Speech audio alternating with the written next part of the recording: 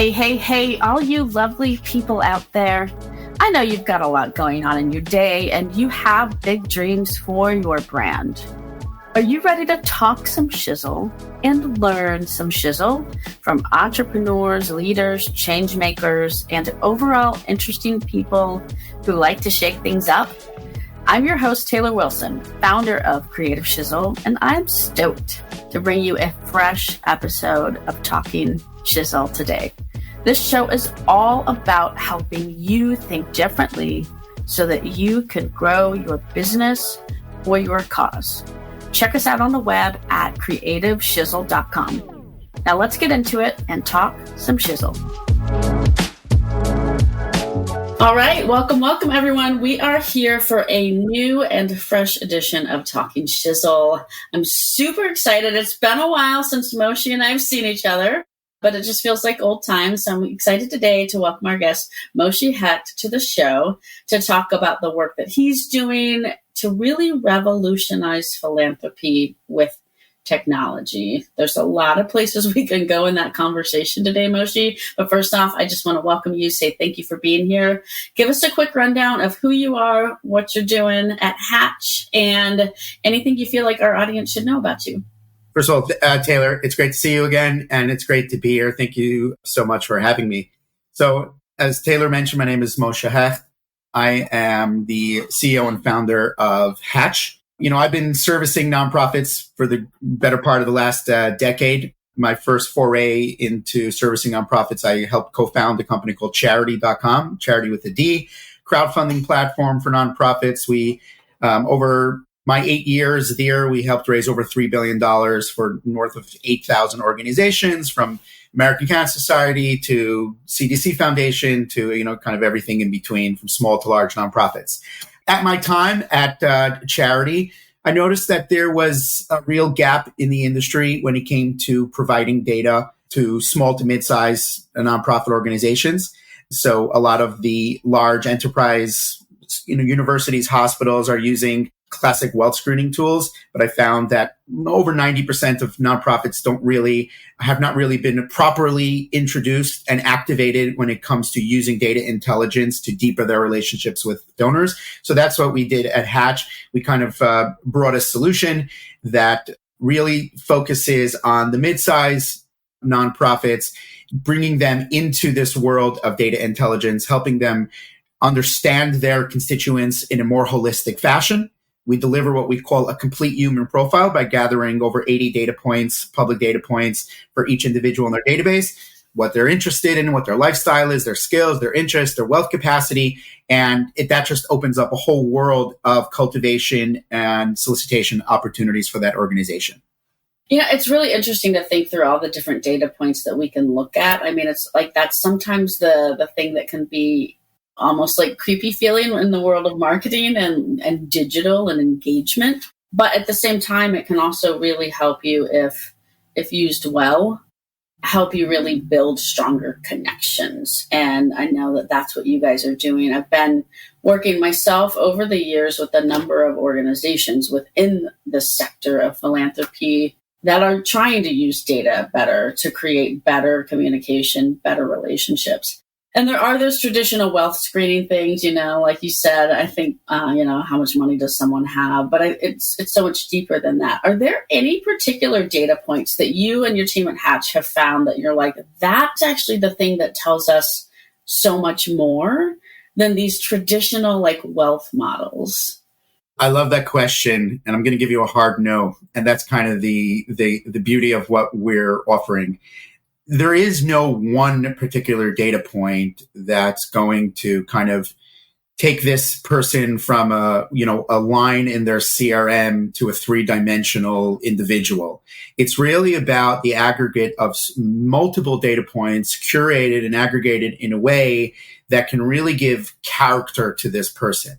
So if you're just looking at how much they're giving to another organization or how much their home value is or what kind of assets they have, that tells you, okay, the person's rich, but it doesn't really speak to their connection to your organization, their lifestyle, their skills, their interests, their passions. So when we came to kind of solve for this, we thought that, well, we need a lot more data about the person, about what makes this person at Hatch, we call it what makes them tick, what makes them click, and what makes them give. So it's a combination of dozens of data points curated properly together that really bring this person alive. So above the things that I mentioned before, some of those wealth signaling data, what makes Hatch unique is that we're providing things like lifestyle, skills, their interests. Do they like to golf? Do they like to swim? Do they like to bike? Do they like to run? Their career information. What companies did they work for? What companies are they working for now? What's their job title at these companies? Have they been featured in the news? What's their social footprint like? So we have a proprietary social influence score that gives them a 0 to 100 score on how socially influential they are. When you look at more data points that build a character, that build an actual living, breathing person, whether you're a prospect researcher, whether you're a marketer, or you're a fundraiser, when people look at the Hatch profiles, a lot of comments we get is like, I feel like I know this person already. And that's the intention. Our intention is to bring data intelligence, to bring such a wide variety of data points that really start to say, okay, this person has a pulse. This person, I can really see that, because they like this and this and that in their lifestyle, and they might have wealth capacity, they'd be a perfect participant for this event or for this, specific solicitation or specific program. Okay, that's good. I'm glad you went there, because that's the thing I wanted to get into next, because we can talk about creating these awesome profiles about people and really understanding them within our organizations. But when it comes down to how do we use it, what are some practical applications that you have seen work really well with taking this kind of insight and then actually doing something really meaningful that at the end of the day actually creates movement and impact and mission movement? So I would say I would break it down into 3 categories. So the first thing is real-time cultivation.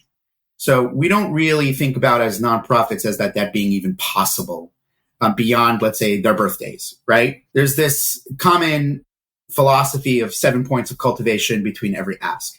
But how many postcards can you send, right? And people only have a birthday once a year. And you say thank you for the same gift, it kind of gets redundant. With our platform, and I encourage anyone to try to do this in their own fashion, think about cultivation as being a real-time effort. So we have a feed we call Hatch Live, where it shows whose birthdays, so that's a good start. But then it shows who's been featured in the news in the last few days, who's tweeting in the last few days, whose stocks jumped or dropped in the last few days. And this gives opportunities for the organization to, in real time, say, hey, happy birthday. Oh, congrats on that article that you were just featured in, or like their tweet, or share their tweet, or don't, or maybe ask them when their stocks jump or their stocks drop. So real-time cultivation, I think, is a new innovation for organizations to start thinking about how to use data intelligence. The second way I would say, on an individual level, when you have all this new information on these individuals, you could start leveraging a lot of the existing new innovations like generative AI to make those communications so much better. So one of the features we have on Hatch is a personal content writing assistant called Sir Hatch. And what Sir Hatch does is, at any point when you're on a profile, it gives you the opportunity, would you like to write a letter to this person, an individual letter? And then in the prompts, one of the prompts among many of the prompts that we give to the writer is, would you like to leverage some of the personal data, like some of their skills and interests, like he or she is a lawyer, or this person is, loves to give to this and this organization, or this person is a CEO at this and this company. When we think about leveraging generative AI and leveraging AI to develop content, you really want to make those second and third drafts better. With leveraging this information that you otherwise would not have, really transcends what you're capable of doing with generative AI. And the third level is at scale, when it comes to segmentation and when it comes to creating different segments for your major gift campaigns, when it comes to your different peer-to-peer campaigns, events, all different levels of giving, you want to stop spraying and praying and putting everybody into the same email. So we allow for you to filter different people by certain criteria and certain qualifications. So let's say we're having a golf event. At Hatch, you could segment all the people who love to golf. So we have basically on their skills and interests, anywhere on the internet where they basically, on their social media platforms, they proclaim to be professional golfer. A lot of people proclaim to be professional golfers but aren't, but at least we know that they're on the golf course, right? So you can easily segment the list of your organizations, identify the people that love to golf, put them into a list. And that might only be a list of 50 to 100 people, but that's now an opportunity for a volunteer to call them individually, to send them more emails than you typically would a person that you're just hoping they like golf. So those are the three categories: real-time cultivation based on this information, tailoring and leveraging generative AI to improve your personal communication, and the third, using this data to segment for your major gift campaigning, for your marketing campaigning, your peer-to-peer campaigning, based on certain lifestyle criterias that will increase the probability of them engaging in that specific ask or that specific type of campaign. I love the idea of the live stream that you mentioned. Tell me a little bit more about that. I'm curious about that because I haven't heard anyone else in this arena talking about a live stream of data. So far, we're the only ones doing it. I'm sure there'll be a few copycats coming up soon, which I encourage. So today, we're spending a lot of time on our social media feeds, and we're getting a lot of just content being served at us from our multiple different communities, right? So our social community, and then even not our communities, people just figure their way out into our feed through the algorithm. What we felt would be amazing is to build a feed of just your community. So if you're a CEO, if you're anywhere from a CEO to a volunteer at an organization, and you want to have a finger on the pulse of what is happening in your community, Hatch Live provides that. So we're able to stream in information from multiple sources. It's a pretty complicated technology, but we've accomplished to do it at least at a version 1, where we're streaming in onto this feed, and it looks like a social media feed. It's essentially a real-time feed of just what's going on in your community. So just the birthdays, whether you give us the birthdays or we'll get some enriched birthdays through public sources, just whose birthday is today and in the next 7 days.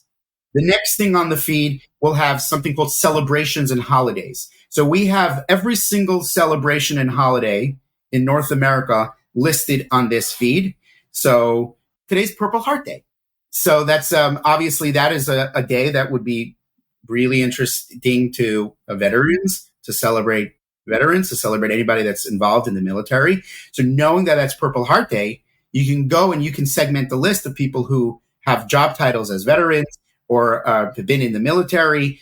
So that's a great way to just, and every day we have every single day that's coming up. Tomorrow is, on the 9th is International Day of the World's Indigenous People. On the 12th is Victory Day. So August 12th is International Youth Day. So there's always something going on, and which is an opportunity for cultivation and keeping that top of mind for the organizations, and then allowing them to create lists based on those interests.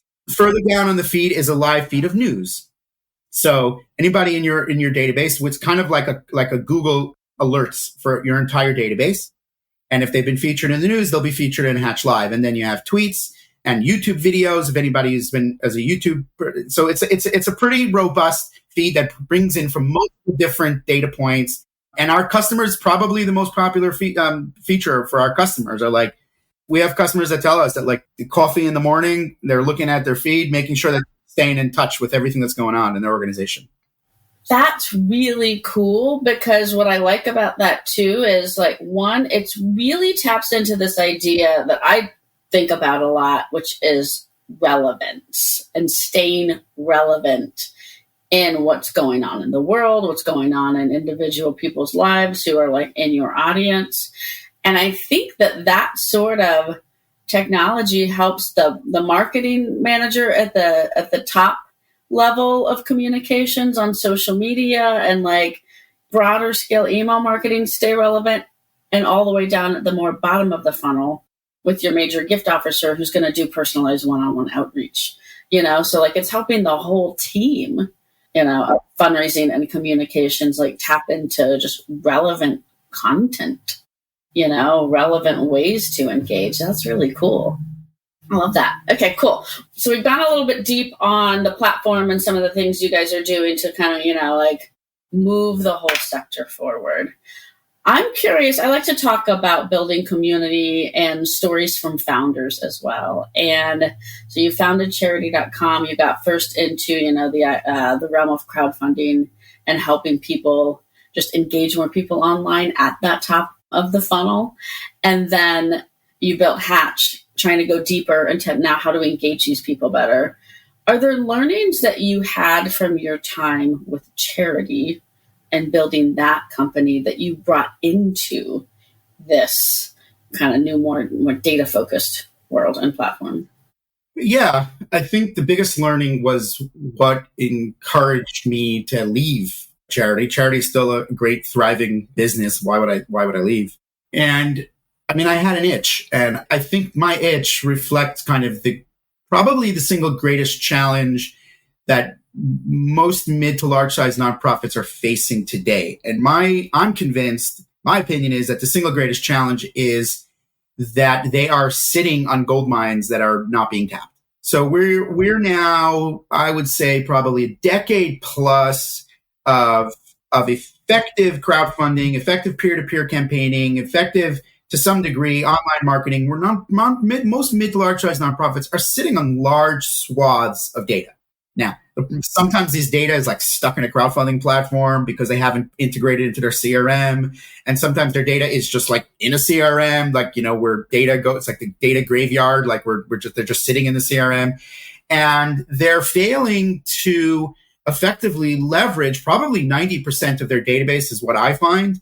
And they're still just focusing on that 10%, which is obviously, their major donors, their most active supporters, their repeat donors. But they're sitting on another 90% of donors that are really effectively being ignored. And it's not because they want to ignore them or adequately engage with them. It's just that they didn't have the tools. Like, Nike has millions of people in their database. And they're not sending the same sneaker email to sell the same sneaker email to every single person in their database. They are segmenting those people based on the data they have on those people. So they know that Moshe is a runner, or at least was once a runner, and he likes to buy, and he's a size 9.5, and his price point of buying shoes is between, $150 and $200. They have all this information on me, whether it's through past purchases, whether it's through whatever data sources they're getting. And they are doing very, very targeted communication to their customers based on what the data is showing is that they're most probable to respond to. Nonprofits don't have a lot of tools that are basically signaling what is the most probabilistic thing that they're going to take action with, right? And what's the way that they're going to, what program, specific program, what specific ask size, what timing is this person most likely going to respond to any type of engagement or solicitation?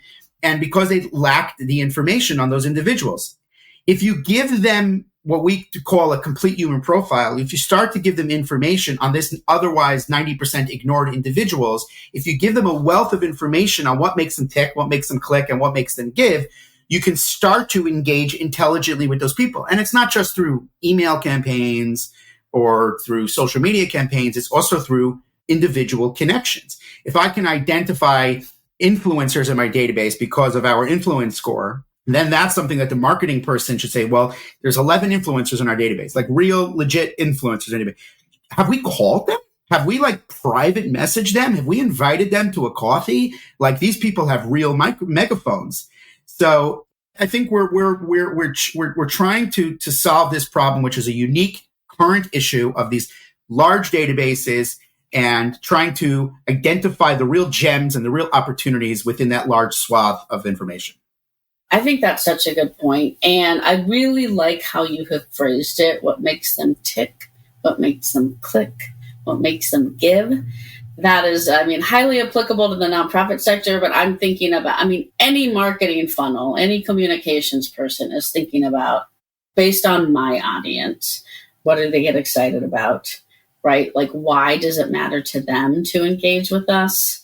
And then how do you get them with a strong way of communicating to actually click? And then how do you get that, final hump and give or buy or whatever it is? So I don't know. I think we're going to title the episode that, what makes them tick, click, and give. I like that a lot. Cool. This has been really insightful. I've got just kind of one final closing question for you before we wrap up today. Is there something that you're really excited about right now? We're halfway through the year now, which is weird and crazy. Looking at the rest of 2024, anything you guys are doing or you're personally doing that you're just super jazzed about that you're like, I want to share this? Yeah. Thanks for the opportunity.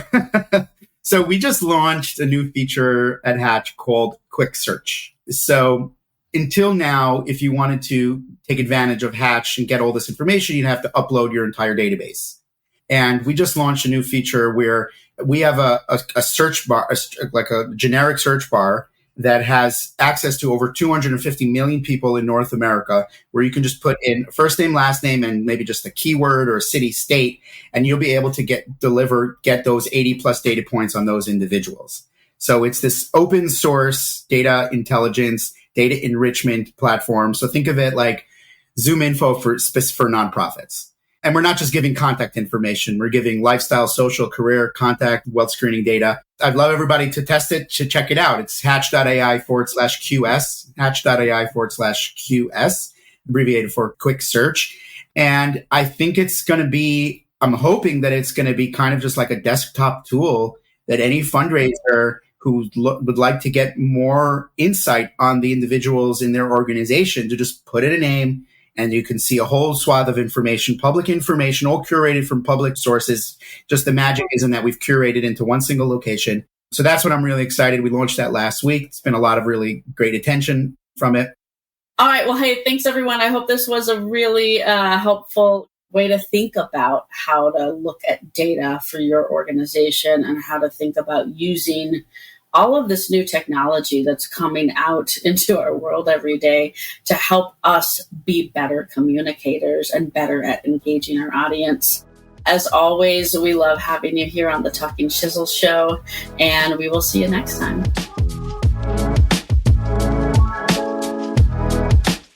Well, hey there.